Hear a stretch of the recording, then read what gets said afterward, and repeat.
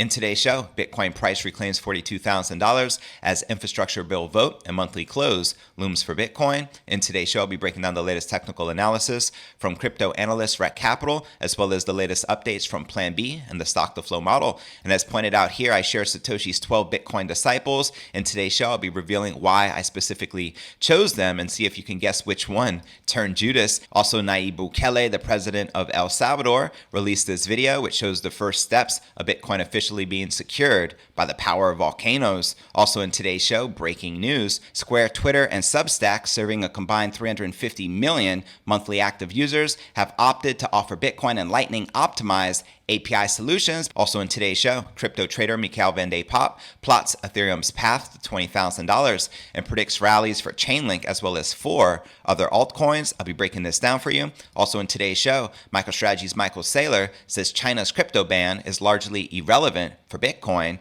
and explains why. As he shares here in this recent interview, if you had dumped the shares of Google, Facebook, and Twitter in 2010 because you heard that China was going to ban it, you would have lost obscene amounts of money. Trillions of dollars have been made on technologies banned by China. Also in today's show, a tidal wave of capital could bring Bitcoin's price to $14 million per BTC, according to MicroStrategy's Michael Saylor. I'll be revealing this throwback prediction he made back in January, which is still relevant today. We'll also be taking a look at the overall crypto market. As you can see, Bitcoin, Ether, and many of the altcoins are back in the green. But where's the Bitcoin price likely to go next? Find out all this, plus so much more, in today's show.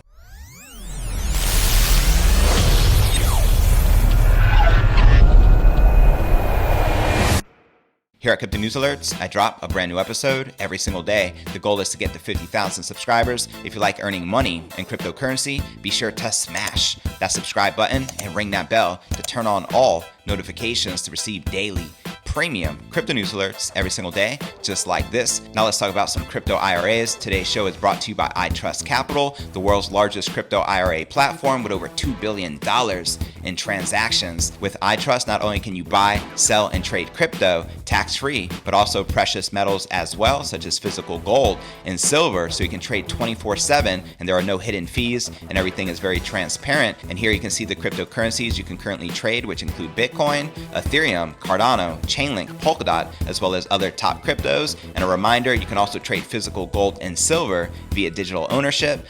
Capital utilizes vault chain investment grade gold and silver held physically at the Royal Canadian Mint, with ownership managed via a secure blockchain distributed ledger. And the thing that I really like is the fact they have institutional custody by Coinbase, the world's leading institutional cold storage provider, backed by a $320 million insurance policy, so you can have peace of mind knowing your digital assets are safe and secure. To take advantage of this, go ahead and use my referral link in the description right down below. And as a bonus, you'll receive your first month absolutely free. So what are you waiting for? Click the link right down below and let's start stacking them sats tax-free. All right, welcome back to another episode of Crypto News Alerts. I'm your host, JV. How's it going, crypto fam? Holla at your boy in the live chat. And as usual, we have a lot to cover, so let's dive right in. Bitcoin trudged towards 43,000 this morning on Wednesday, September 29th, as a macro predicament kept the bulls on their toes. And right here, you're looking at the Bitcoin 1-hour candle chart. Now, data from Cointelegraph Markets Pro in TradingView showed Bitcoin ranging slightly higher after a fresh $40,000 retest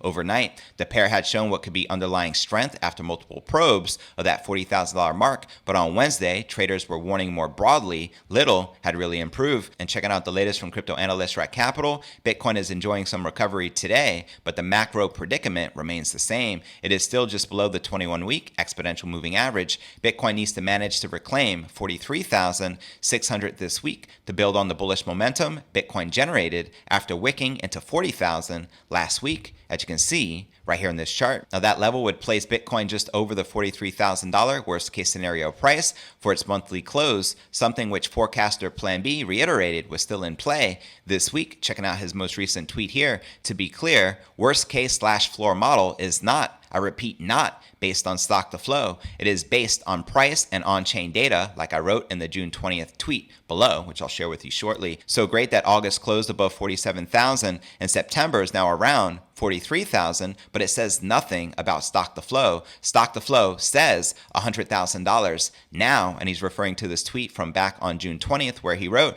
there is also a more fundamental reason that we see weakness in June and possibly July. My worst case scenario for 2021 price on-chain base is August 47,000, September 43,000, October 63,000, November 98,000, and December $135,000. So again, this is according to on-chain data, and lo and behold, we had very low June and July closes as he predicted, as well as August right on the money at 47,000. And considering September is over in just another day, it looks like we're going to close around 43,000. Then next month he has us at 63,000, which is ultimately returning to new all-time highs. Then November above 98,000, which leads us to a December close above 135,000. Again, this is worst case scenarios, so it's important I share with you also the best case, which he shares here. Wait until you see my base case and best case scenarios. Okay, a hint, best case December, $450,000. So there you have it. Now check this out. Yesterday I created this post entitled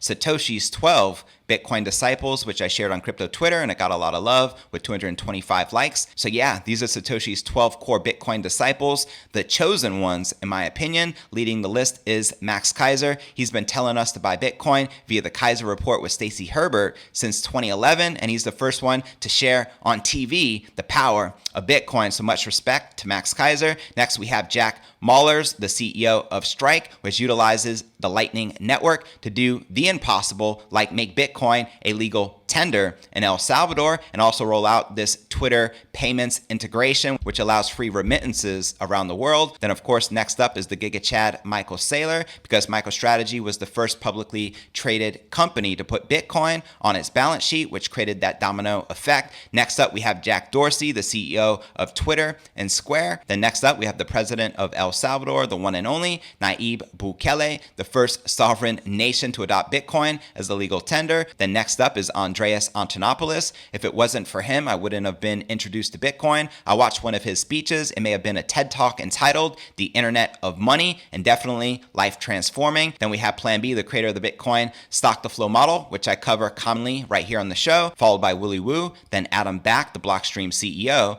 followed by Jimmy Song, Tone Vays, and Roger Ver. So can you guess which one turned Judas? Let me know in the comments right down below. And before I break down our next breaking story of the day, Square, Twitter, and Substack serving a combined 350 million monthly active users, as well as crypto trader Mikhail Van de Popp plots Ethereum's path to $20,000 and predicts rallies for Chainlink as well as for other altcoins, as well as MicroStrategy's Michael Saylor says China's crypto ban is largely irrelevant for the king of all crypto and explains why, as well as a tidal wave of capital could bring Bitcoin's price to $14 million, according to the Giga Chad himself. But first, let's take a quick look at the overall crypto market. We can see Bitcoin up 0.5% for the day, trading just above 42,000. We have Ether up 0.34%, trading just above 2,900. Solana, Polkadot, and Binance Coin all back in the green, with Binance Coin leading the pack up 9.3%, trading at $367. And Chainlink up 1%, trading just above $23. All right, now let's break down our next breaking story of the day. Both social media giant Twitter and independent online publisher Substack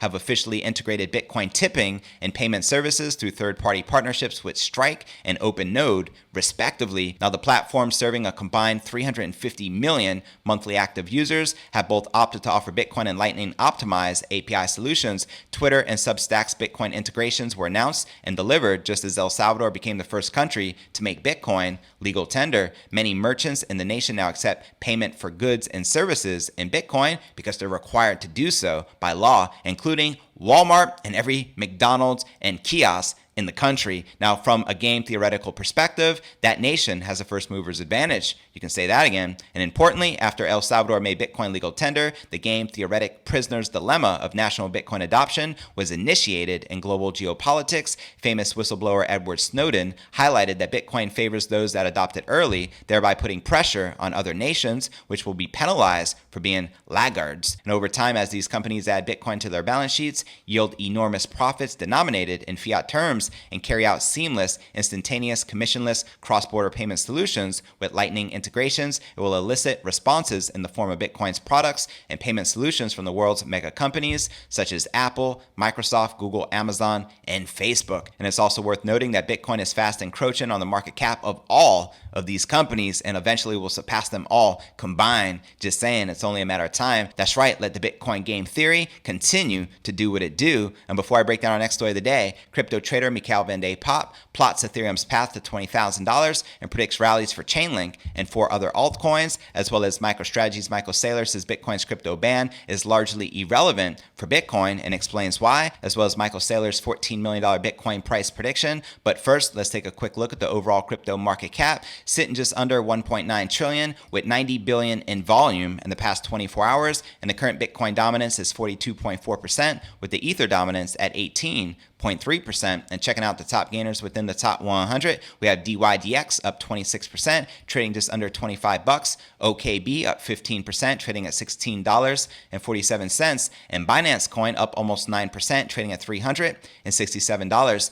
Now, which altcoins are you currently most bullish on? Let me know in the comments right down below. And now checking out one of my favorite indicators is the Crypto Greed and Fear Index. Shows we're currently rated a 24 out of 100. And extreme fear, which is as low as we've seen it in quite a while. Yesterday was a 25, last week a 21, and last month a 73 in greed. All right, now let's break down our next story of the day. Popular crypto analyst and trader Mikhail Van de Poppe is plotting Ethereum's price path to 20K while also predicting rallies for Chainlink and 4 other altcoins. The crypto strategist tells his 424,000 Twitter followers that he sees Ethereum following his 2017 bull market trajectory, as he shares right here. Beautiful comparison between ETH 2017 and ETH 2021. Had a similar structure in 2017 where it broke south with a correction of 50%. Now that same price action takes place with the correction of 35%. The path to $15,000 to $20,000 per Ethereum is still open. And as you can see in this chart, it compares 2017 to the price action of this year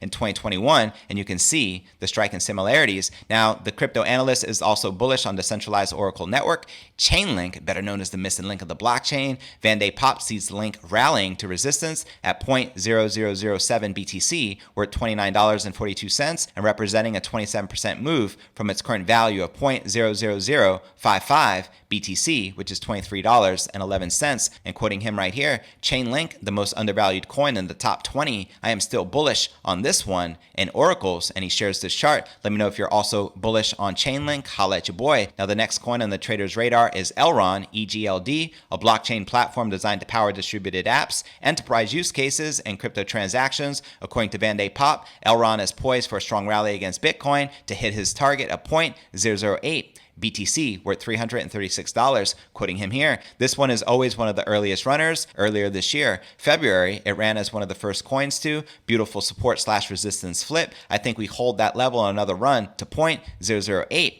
BTC, as he shares here in this chart. If you're bullish on Elrond, let me know in the comments. Now, next up is payments infrastructure platform COTI, which Van de Poppe says must stay above support at 48 cents or 41 cents to have a shot at igniting a surge of over 100%. Quoting him here, flip of either of those two levels and continuation towards $1 is likely. Now, next up on the trader's radar is Harmony, aka One, a blockchain focused on powering the decentralized economy. According to Van de Poppe, Harmony is gearing up for a 90% rally in its Bitcoin pair from its current value of 15 cents. Now, massive support/resistance flip and bounce from this one here. That's great. Looking at continuation happening, through which we might see a bit more of a correction before 29 cents is next. And he shares here in this chart. Now, the last coin on Van de Poppe's list is the centralized machine learning network Fetch.ai, FET. According to the crypto strategist, Fetch.ai looks bullish against Bitcoin after converting previous resistance at 59 cents into support, and he says probably ready for $2.10, and he shares this chart. And before I break down our next story of the day, MicroStrategy's Michael Saylor says China's crypto ban is largely irrelevant for Bitcoin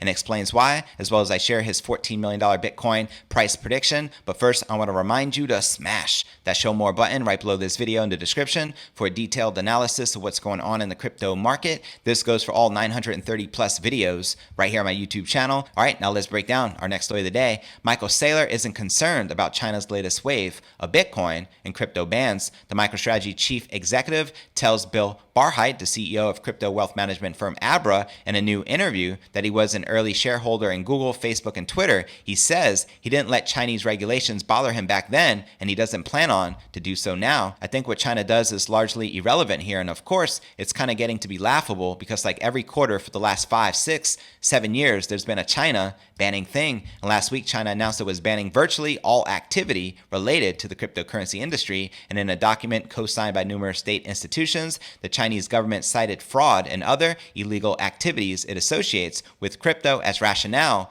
for the crackdown, which you and I know is nothing more than FUD. The truth, they're getting ready to release their CBDC, central bank digital currency, and Bitcoin and crypto is a direct threat to what they're doing. Now, Saylor says he isn't concerned about the move's impact on the Bitcoin price over the long term. However, he also says if investors aren't willing to hold Bitcoin for a decade, then they shouldn't hold it for 10 minutes. Sage advice from Michael Saylor. Now, by contrast, he thinks the U.S. approach to the biggest cryptocurrency is largely positive. Quoting him here, I actually think that if you look at every statement by a central banker or by regulators, they're pretty clear. Bitcoin is property. Bitcoin is a commodity. I haven't seen any regulator actually debate that Bitcoin is a digital store of value. And to check out this entire interview with the Giga Chad himself, check the show notes below the video in the description. Now, I want to share with you a throwback on Michael Saylor prediction from back in January of this year, which is still very relevant to today. So yeah, Saylor ballparks that between $100 trillion and $300 trillion could seek a store value in Bitcoin, and that's just in today's money. If Bitcoin were to reach that $300 trillion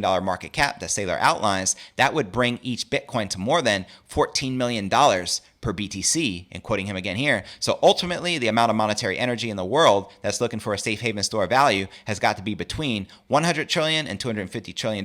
Why not all of it? Why not all $300 trillion or $350 trillion? The total sum of everything. So in theory, all monetary energy that's simply looking for a store of value, safe haven index, should presumably drain out of real estate, cash, stocks, and bonds and into the Bitcoin network. And as that happens, the price discovery will return to real estate and bonds. The top is more than 100 trillion. It's somewhere between 100 trillion and 300 trillion in today's money. So there you have it. What are your thoughts surrounding a $14 million Bitcoin price in the future? And by what year do you feel this will become a reality? Holla at your boy in the live chat. Now for a quick recap of what I covered with you here in today's show. Bitcoin price reclaims $42,000 as the infrastructure bill vote and monthly close loom for Bitcoin. Also today I shared breaking news. Square, Twitter, and Substack are serving a combined 350 million monthly active users. Also in today's show, I shared that crypto trader Mikhail Van de Poppe plots Ethereum's path to $20,000. Also in today's show, I shared MicroStrategy's Michael Saylor says China's crypto ban is largely irrelevant for the king of all crypto and explain why, as well as a tidal wave of capital could bring Bitcoin's price to $14 million per BTC, according to Michael Saylor. But where do you feel the Bitcoin price is likely to go next? Let me know in the comments right down below. Now for the top 3 comments from yesterday's episode. Javier wrote, I love how Bitcoin is the money of the resistance. I'm glad I finally got in last year and I'm loving this, fam. Peace to everyone from Chile, the capital of the pandemic. Sheeps. And my response, greetings from Chile, fam. Thanks for joining the resistance with Bitcoin. Q4 gonna be fireworks. Just wait. Now the next featured comment comes from Ellen, who wrote, JV, fam, I missed by 2 minutes. JV, thanks for your always upbeat outlook. So just need to block the FUD and keep moving forward. Thanks, JV. Always enjoy your show. My response, thanks so much. Exactly. Block the FUD, hodl, and keep stacking them stats, fam. And the third and final featured comment of the day comes from Seriously, You Just. One can hardly blame Peter Schiff being anti-Bitcoin. He makes money selling gold. Every increase in Bitcoin price, Bitcoin valued in gold goes up. Imagine how much money you will lose when Bitcoin hits $100,000 or Bitcoin's first million. Great point, and I agree. I believe Peter Schiff, he trolls the Bitcoin community because he knows his audience of investors are likely to invest also into precious metals, and he capitalizes on that. And we all know Bitcoin is going to continue to outperform gold as Bitcoin is gold 2.0. It is what it is. And to be featured on tomorrow's episode, drop me a comment right down below. Well, that's going to conclude today's show. As always, I appreciate you tuning in and journeying along with me inside this incredible crypto matrix. Bitcoin is the glitch in the matrix. That's right, and if you gain value out of today's show, be sure to smash that subscribe button and ring that bell to help me get to 50,000 subs. And real quick before I go, I want to give a quick shout out to iTrust the world's largest crypto IRA platform with over $2 billion in transactions. If you're looking to trade, buy, sell cryptocurrency or precious metals tax-free, look no further than iTrust, because you can get a crypto IRA account. And what I love about them, besides the fact of all these tax advantages and the fact we can trade Bitcoin, Ethereum, Polkadot, Chainlink, and all the top cryptos, is the fact they are backed by Coinbase Custody, which has a $320 million insurance policy, so you can trade your cryptocurrency with peace of mind, knowing your crypto assets are safe and secure. To take advantage of this, use my referral link in the description right down below, and as a bonus, you'll get your first month absolutely free. So click that link right down below, and I look forward to seeing you on tomorrow's episode. Peace.